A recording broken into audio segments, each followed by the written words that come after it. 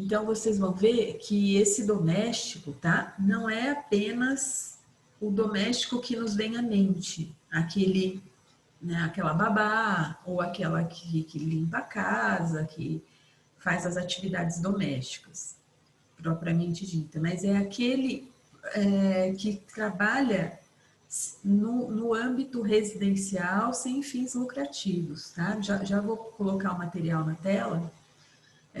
Depois eu vou colocar lá, não deu tempo de eu acessar o Moodle, depois eu vou colocar lá para vocês esse material. Então, o doméstico só veio a sofrer uma maior regulamentação.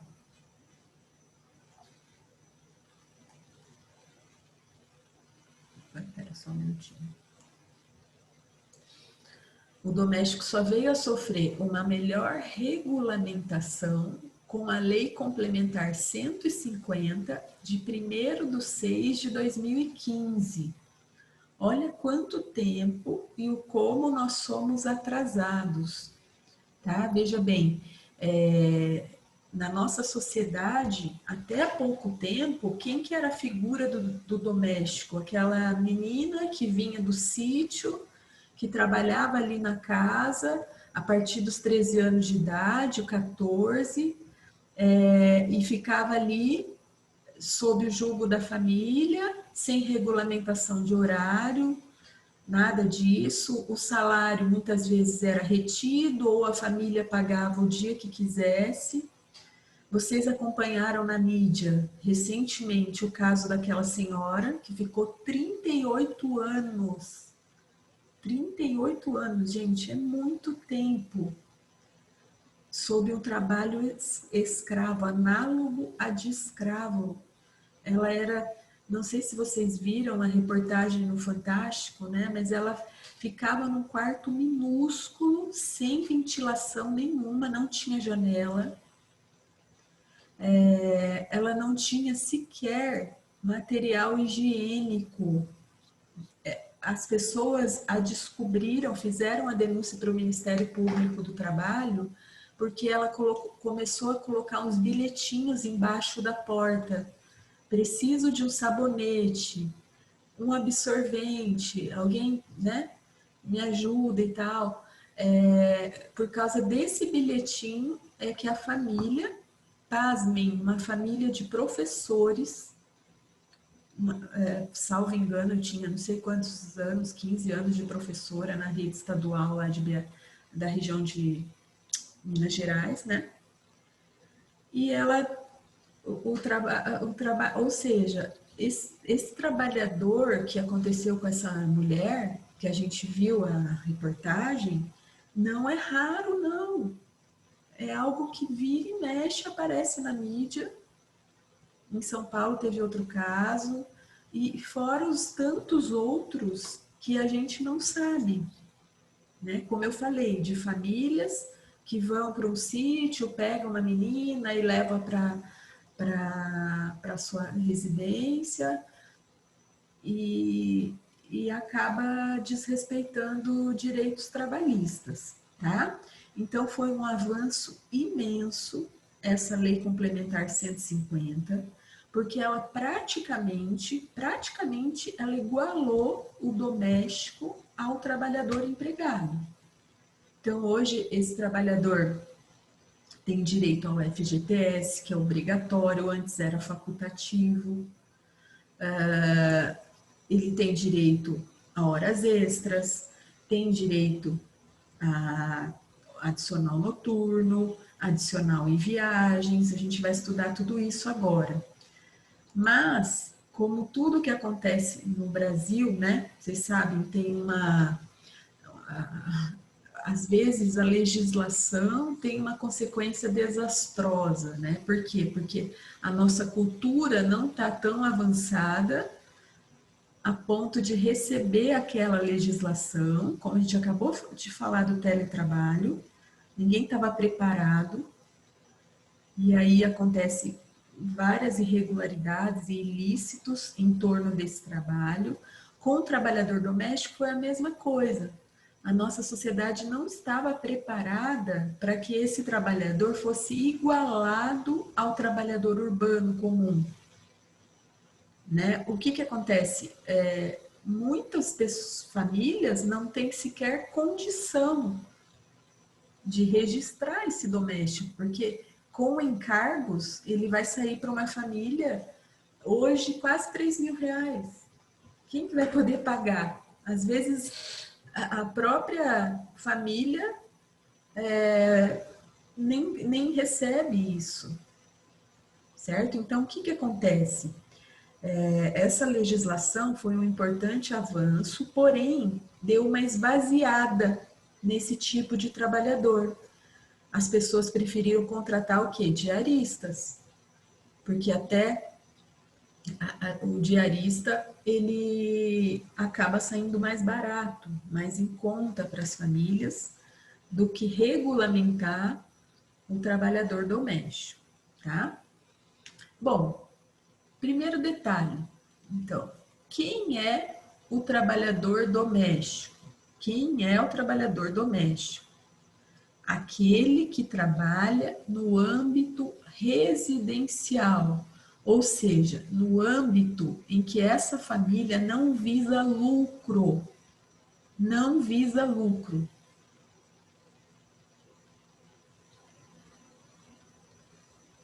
Então vejam, esse é o que é mais comum que a gente conhece, o doméstico típico, que trabalha com limpeza, né? Mas podemos ter uma cuidadora de idosos, ela vai ser doméstica.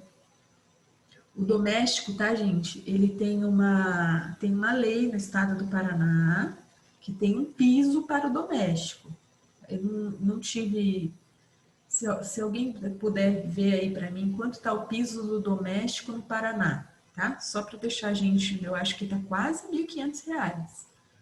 É um dos pisos de categoria salário mínimo estadual, tá? Então, o doméstico, ele tem o salário mínimo do Paraná estadual, um dos mais altos que existe. 1.524, professor. 1.524, gente, veja isso. É alto. Então, essa figura praticamente está em extinção, tá? Essa aqui, de limpeza das nossas casas. O que a gente tem, as pessoas utilizando muito, são diárias, porque sai muito mais barato. Você paga lá, sei lá, 90, R$ 100, uma casa grande, 120, acaba saindo muito mais em conta do que contratar esse trabalhador. Veja bem, 1.520, daí vai dobrar, ele vai sair 3.000 para essa família, os encargos.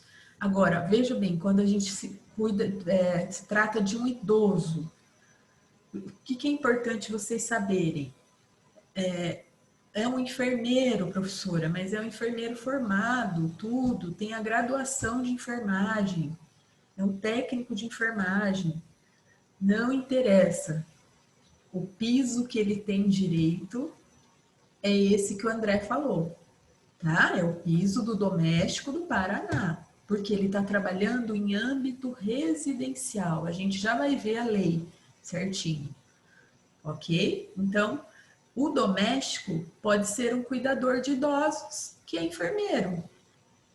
Se ele está cuidando no âmbito doméstico, ele é doméstico, ele não é enfermeiro, certo? Ela pode até trabalhar uniformizada, tudo, mas ela não vai ter direito ao salário da categoria da enfermagem, que é o Sindicato da Saúde de Londrina e região. Hoje, um piso da enfermagem está um pouco maior que esse. Então, assim, elas acabam fazendo um bico, né, de cuidador de idoso, porque sabe que daí vai ganhar um pouco menos. É lógico que esse é o mínimo. Vocês sabem que cuidadores de idosos acabam cobrando mais, né? Porque eles tentam cobrar, igualar o que eles ganham no hospital. Olha só, um piloto de avião pode ser doméstico, tá?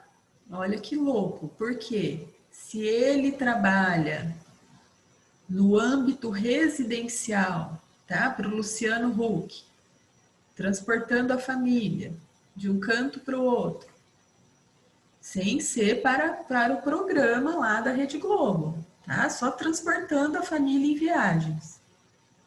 Ele é um doméstico, tá? Então, tomem bastante cuidado com isso, porque quando a gente pensa em doméstico, nós vamos logo pensar nesse aqui. Mas eu posso ter um doméstico que é piloto de avião, a babá, posso ter um doméstico que trabalha lá na chácara. Se a chácara for de lazer e não for uma chácara, então, que visa lucro, que é alugada para eventos e tudo mais, aquele senhorzinho que mora ali só para cuidar da chácara, para fazer uma hortinha de consumo próprio do dono, ele é um trabalhador doméstico. Isso cai muito em concursos, cai na OAB. Qual que é a diferença do rurícola para o doméstico? O trabalhador rural, ele trabalha numa propriedade que visa lucro. O doméstico, não. A horta é para consumo só dele. Ele na verdade, ele cuida ali do pedacinho de terra que a pessoa tem. Só para não ficar sozinha. Mas não há lucro. Ó, esse sujeito aqui também. Esse aqui é o típico, uma segurança patrimonial, tá? Segurança é o vigilante. Mas eu posso ter o vigia. Se ele não trabalha armado, esse sujeito aqui, e se ele cuida de residências, vamos supor, ele cuida de 10 casas de um condomínio. Ele é um doméstico. Essas famílias podem todas, escolhe ali 3 para colocar na carteira como empregadores, ou podem registrar ele em nome de todos. Podem.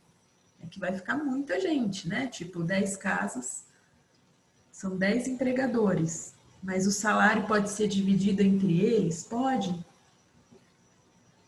Tá? Então, muito cuidado, porque existe o vigilante da Lei 7.102 de 89, tá? Que é uma lei, é uma categoria diferenciada, que ganha muito bem, que trabalha com escolta armada e tudo mais, com segurança patrimonial.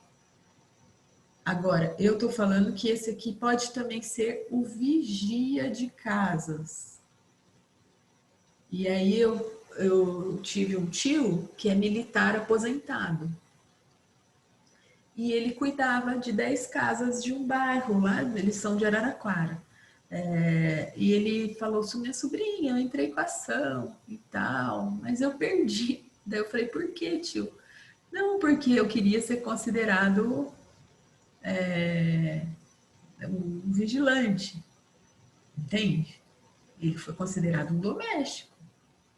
Então, assim, ele, não é que ele perdeu, ele daí, na época nem existia essa lei complementar de 2015, ele acabou só com poucos direitos, né? 13º, férias, e aquilo que eu falei para vocês que o doméstico tinha, que era a aposentadoria, direito ao INSS, né? E só, e o salário mínimo, tá? Então, muito cuidado com esse sujeito. Quem é o trabalhador doméstico? É considerado pela lei complementar aquele que presta serviços de forma contínua, subordinada, onerosa, pessoal, pessoalmente, olha a pessoalidade aqui de novo, lembra que o contrato é piscosa, intuito persona, de finalidade não lucrativa. Finalidade não lucrativa, a pessoa ou a família. Então, assim, por exemplo, vocês podem contratar um doméstico e dividir os custos desse trabalho. Vamos supor, tá? Ela fica 2 dias na casa da mãe e outros dias limpa a casa de vocês. Vamos supor que vocês sejam casados e queiram daí, não tem problema, pode combinar isso. Não vai perder o caráter de doméstico. Você vai estar ajudando uma pessoa, registrando ela em nome desses dois empregadores, né? Da mãe e filha, ela sai da condição de diarista. É que muitas acham que diárias dá mais dinheiro. Realmente, né? Acabam tirando mais de diárias. O problema é que elas não têm uma cobertura previdenciária. Elas acabam não recolhendo como autônoma, certo? Quem mais é esse doméstico? No âmbito residencial destas. Então, tem que ser âmbito de residência. Por mais de 2 vezes por semana, tá? Até 2 vezes é diarista. Até 2 vezes é diarista. Pegadinha de concurso, isso despenca no concurso, tá? Outra coisa que despenca no concurso é vedada a contratação de menor de 18 anos. Convenção Internacional do Trabalho número 182 da OIT. Então, assim, aquela história que eu estava contando para vocês do começo, que a gente tem na cultura, né? Daquela menina do sítio que vai aprender a trabalhar, que era o quê? Trabalho infantil. Essa convenção internacional da OIT, ela é uma convenção internacional que trata do trabalho infantil, tá? E é considerado... ela trata do trabalho a condições análogas a de escravo. E o trabalho doméstico, saibam vocês, né, ou não sei se vocês já sabiam disso, ele é considerado trabalho penoso, segundo a OIT. A OIT é um braço da ONU que foi fundado em 1919, tá? A Organização Internacional do Trabalho, tem vários tratados internacionais e esse é um deles. Então, o trabalho doméstico é considerado penoso no âmbito internacional, ok? E vejam que no nosso Brasil é bem diferente de outros lugares. Minha irmã é doméstica em Paris. Assim, o que ela faz? Ela passa o aspirador, tudo, tem casas que ela trabalha que é um robô que vai limpando. É muito diferente daqui, gente. Aqui o serviço é pesado mesmo, todo mundo sabe, né? Elas acabam lavando, passando, fazendo uma série de coisas. Na França não, sabe? É tudo, não se joga água em nada, tudo assim com seu paninho, o banheiro limpa-se lá, joga que boa e boa. Não tem, tá? Agora, essa idade, então, é internacionalmente prevista e isso cai em concurso, tá?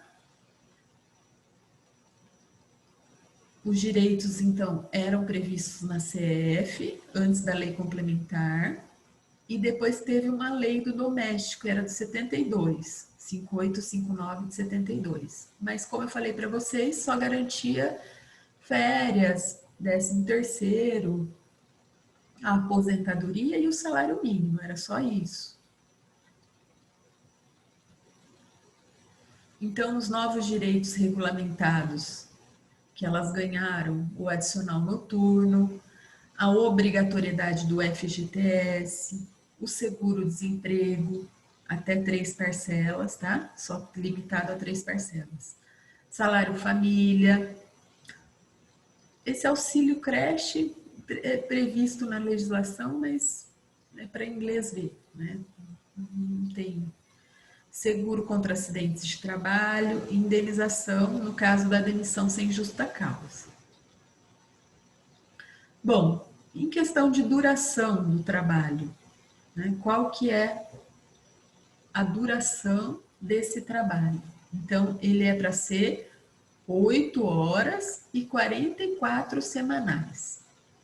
Qual que é o problema da jornada desse trabalhador? Vocês sabem como é da cultura, né?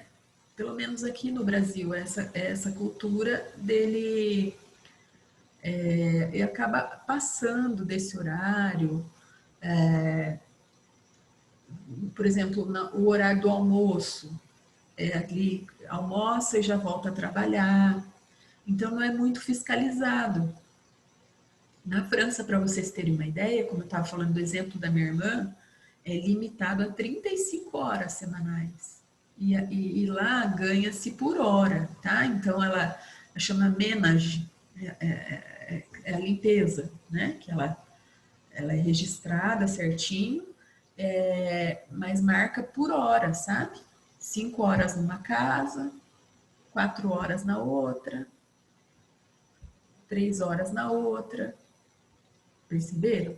Aqui não. Então tem essa jornada enorme, né, que é 8 horas e 44. Por isso que muitas preferem as diárias, porque daí ficar todo esse período numa casa só e ganhando o salário mínimo, né, o que não é tão mínimo assim, a gente viu que é bem superior ao mínimo nacional, mas elas têm direito agora às horas extras. Tá? Qual que é o grande problema disso? Fiscalização dessas horas extras.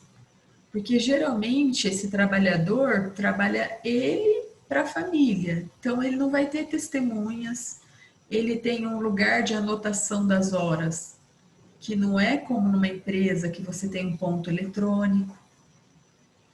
É algo rudimentar.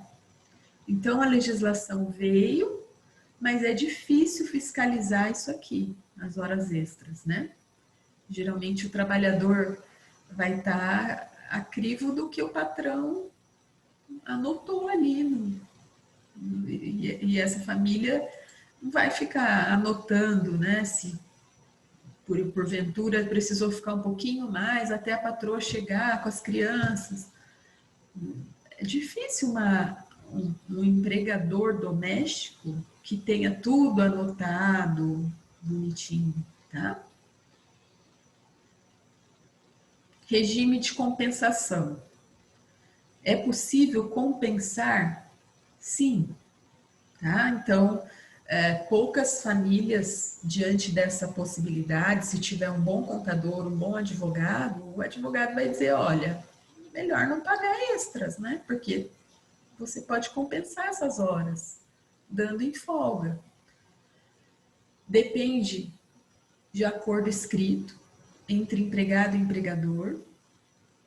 É outra coisa que efetivamente é difícil, né? Porque esse patrão ele vai precisar, salvo se ele é da área do direito ou é um contador, caso contrário ele vai precisar de um escritório que faça para ele esse contrato, esse regime de compensação de horas. O excesso de horas em um dia deve ser compensado no outro dia. É assim que tem que ser. As primeiras 40 horas que excederem a jornada normal serão devidas como extras. Então, a lei dispõe dessa forma, tá? As primeiras 40 horas que excederem e não forem compensadas vão ser devidas com adicional de 50%. Isso aqui, gente, que eu coloquei para vocês, que é o divisor de 220, é o divisor para quem trabalha 44, tá? É o divisor de horas. Como que eu chego a isso? Você pega 44 semanais, multiplica por 5. A CLT, de forma mais benéfica, considerando que um mês tem 4 semanas e meia, o outro tem 4, o outro tem próximo de 5, então arredondou para 5 o divisor. Então é o divisor mensal. Vamos pegar 1.520 dividido por 220. O valor da hora desse trabalhador é R$ 6,90. Se fizer horas extras, mais 50%. R$ 10,36 por hora extra que ele fizer, tá? As primeiras 40 poderão ser deduzidas sem a correspondente pagamento, mas vá que não são deduzidas e compensadas durante aquele mês, vão ter que ser pagas como extras. O saldo de horas que excederem as 40 horas será compensado no período máximo de 1 ano, sob pena de pagamento como extra. Olha que colher de chá, gente, que o legislador deu para o empregador doméstico. Lógico que considerando a situação de que não é um empregador como uma empresa, né? Todos sabem a dificuldade que é manter, né, um empregado desse. Então, assim, mas deu-se essa colher de chá de poder se compensar o que exceder de 40 dentro de 1 ano.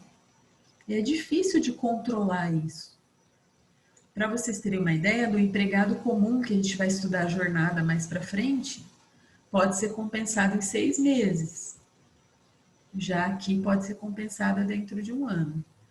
Aí tem aquela questão de prova, né? Quando você atende esse trabalhador, o grande problema dele é prova. Tá? Que ele vai falar, doutor, era só eu e a patroa. Ela anotava no papel. Aí se pergunta, mas que papel? Ela não vai ter acesso a esse papel. A patroa não pode ser testemunha dela. Dificilmente ela vai ter outra pessoa para ser testemunha. Complicado, tá? Geralmente, só quando são casas maiores, que trabalha a babá, mais a funcionária, trabalha em 3, né? Aí a gente consegue produzir prova, tá? Não serão computados como horas de trabalho. Então, não é tempo à disposição.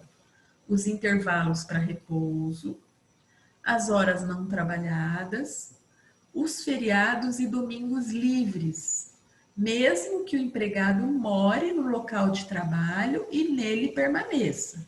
Então, isso aqui o legislador levou em conta que é muito comum. Né? Esse empregado é muito comum ele morar no local de trabalho, mas se ele tem aquelas horas ali do final de semana livres para ele fazer as coisas dele, então não configura como extra, tá? Isso é regra geral.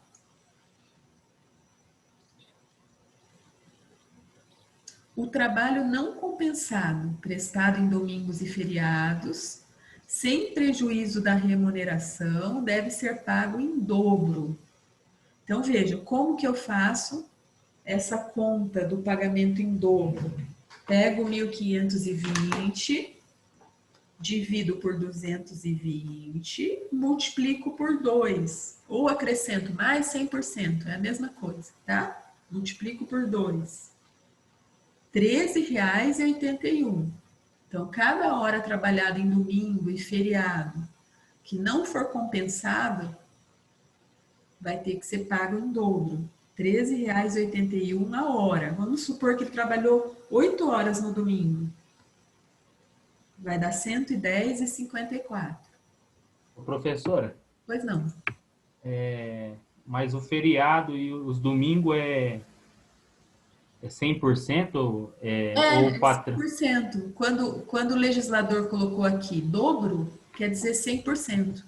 Mas é obrigatório ou o patrão pode pagar só os 50%? Não, é obrigatório.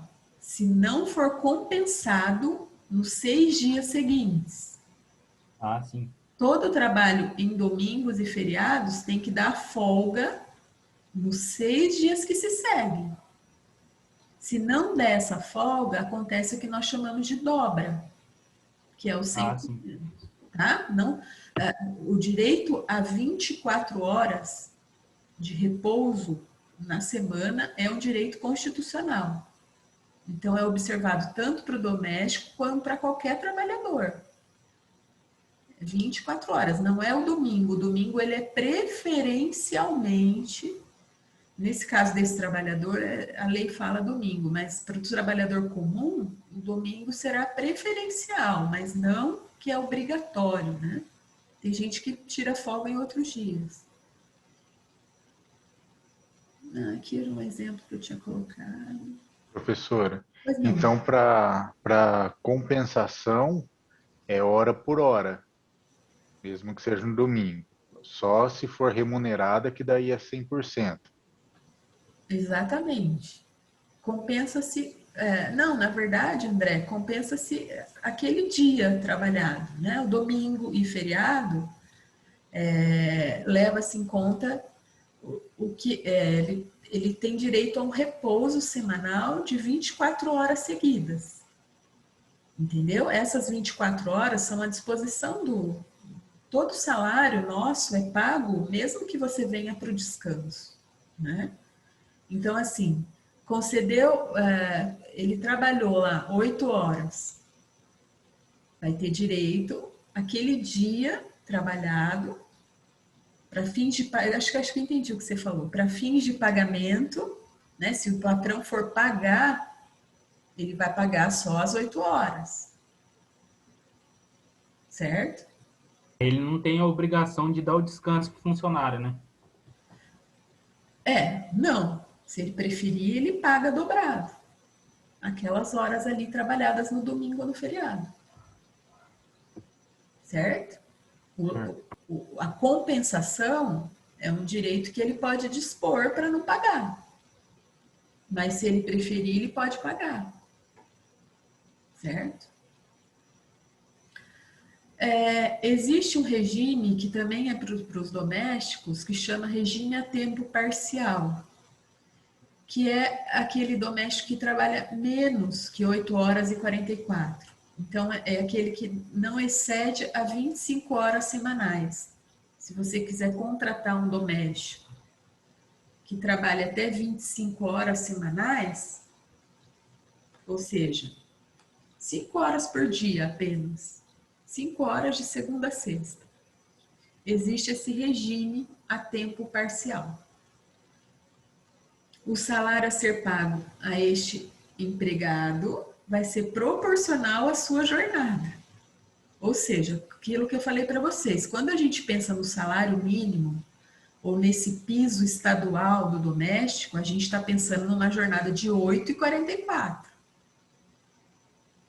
Tá? Então, quando eu quero que ele trabalhe menos, não precisa ficar em casa o dia todo, só vai trabalhar 5 horas, eu vou pagá-lo proporcional. Certo? Difícil quem vai querer, né? Mas às vezes isso é muito comum nos grandes centros, ou vamos por lá, trabalha numa casa de manhã e noutra casa à tarde. Tem 2 registros. Os empregadores podem se valer desse regime a tempo parcial. Pode haver horas extras nesse regime a tempo parcial? No máximo, a lei prevê 1 hora suplementar, tá? No máximo, para não desvirtuar o instituto, que é o regime a tempo parcial, para não virar aquela desmoralizar, né, bagunçar tudo, só é permitido 1 hora suplementar, mediante acordo escrito entre empregado e empregador. Ou seja, ela vai poder trabalhar horas extras, vai dar até 6 horas por dia. 6 vezes 5, 30, né? Totalizando 30 semanais. No máximo 6 horas. E as férias? Como é que ficam? Então, aí as férias vão ser diferentes. Aqui trabalhar de 22 a 25 vai ter 18 dias. De 20 a 22 horas vai ter 16 dias. Vejam, é proporcional também, porque como a jornada é menor, as férias também vão ser menores. Isso aqui, gente, cai muito em concurso. E vocês têm que arrumar um macetezinho de guardar, sabe? Eu sempre explico para os alunos que, olha só, os dias de descanso variam 2. E aqui varia de 5 horas, né? Ó, 5 a 10 horas para 10, né? Para 10 dias de descanso. Se ela trabalha 5 a 10 horas, vai ter 10 dias por ano. 10 a 15 horas, vai ter 12 dias por ano. E assim vai, 15 a 20, 14, 16, até chegar no máximo a 18 dias de férias. Entenderam?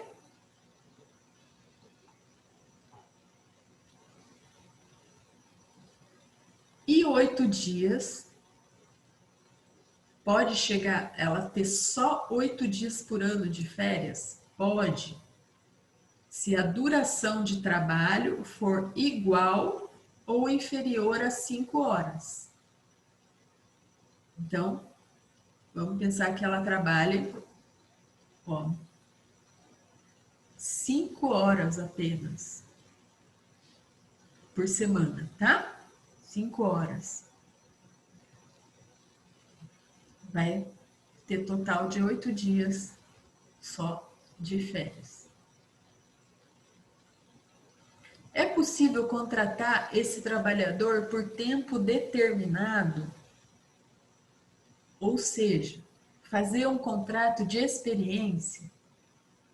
É possível, desde que não exceda 90 dias. Aqui é igual ao empregado comum, né?